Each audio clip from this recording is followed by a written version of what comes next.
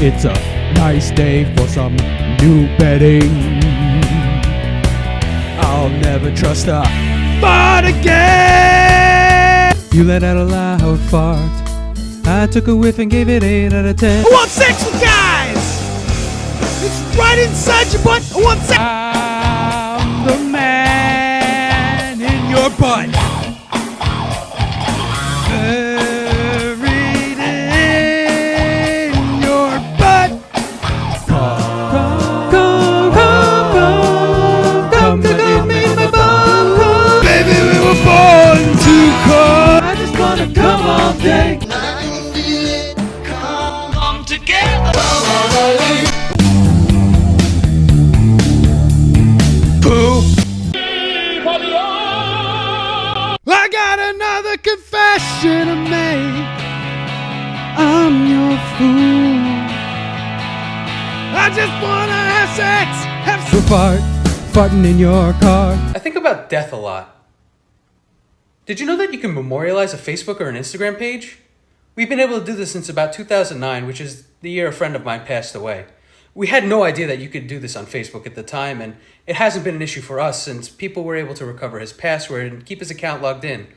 But for most people that visit his page, this is the only place that we have to remember him. And if we ever lost this page, I know exactly what I would do. I would slowly and uncontrollably forget. And I started thinking about this about a year ago because a father figure we both shared passed away. And the only place that I have to remember him is, again, a Facebook page. Many of us have memories of visiting the grave of a family member, but more and more we are seeing that people are opting to cremate their loved ones and forego having a physical plot. In 2024, the rate is over 60% in the United States, and it's only projected to grow. Because realistically, how often can we make the time to make a trip to a physical place just to be sad? Once a year? Is it okay if you skip it this year? So as we all navigate the 21st century, I think we're going to see Facebook become our new graveyards. And are we blessed or we cursed that we can have them wherever we go? I tend to think that it's a blessing, because back in 2002, my grandmother passed away. Her husband and son were tapped into the power that the internet provided us, and they both knew it would be impossible for families to make trips across the country just to visit her plot. So they made a website for her. Now and again, I like to visit it because it holds little trinkets of my childhood. It also reassures me that my memory of her is not warped by the passage of time. Letters, testimony on her page. It allows me to relive the love that my family shared with her. And this was back before we even had the term digital footprint.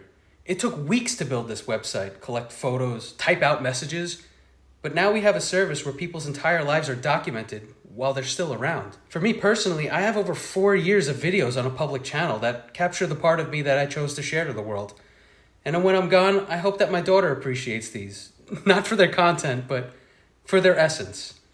I'm sure when she's old enough to navigate the internet, she'll find these videos, and hopefully it brings her a deeper understanding of who her father was to the world. And not a lot of people have that. For this next part of the video, I'm going to share you an image that I made of my friend, along with something I wrote on his Facebook page. So if you're uncomfortable with seeing something like that, you can skip to the time code. I don't remember how long it took me to make this, and I even came after school a few times to work on it, but this image is a rotoscope of my friend. The process of rotoscoping an image is basically a paint by numbers, but you decide where the colors go.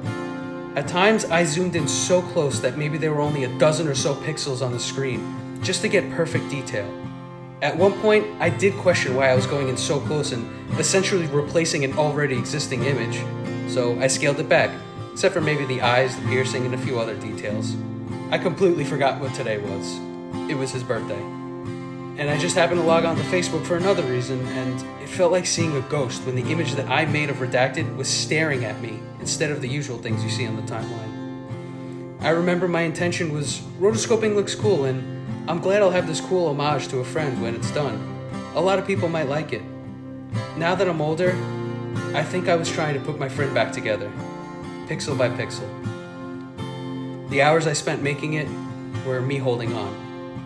And I don't think anyone who knew him could ever let go. And I don't want to let go. The piece of him that's inside me helped me become a filmmaker, if you consider TikTok film. And I'm very proud of the work that I've done.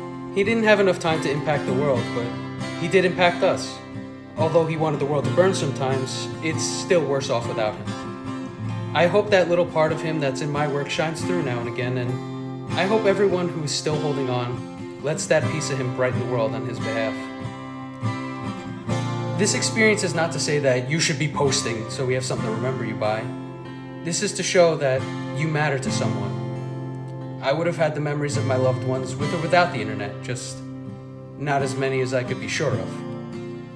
So what's important is that you share yourself with the ones that you love, because when you're gone, they'll want to keep a little piece of you. And the more you're around, the bigger that piece can be.